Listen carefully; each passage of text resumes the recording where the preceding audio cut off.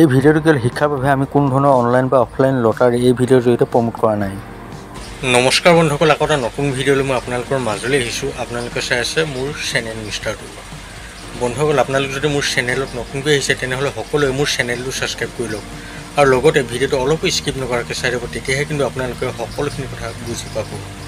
বন্ধুসকল, আপোনালোকেতো জানেই যে আজি হ'ল 25 জুলাই আৰু আজি মেঘালয়ৰ যিখন উপহাৰ কুপনৰ খেল হোৱাৰ কথা আছে, আজি আবেলি 4 বজাৰ পাছতে সেই উপহাৰ কুপন খেলখনৰ সম্পূৰ্ণ ৰিজাল্ট অহাৰ কথা আছে।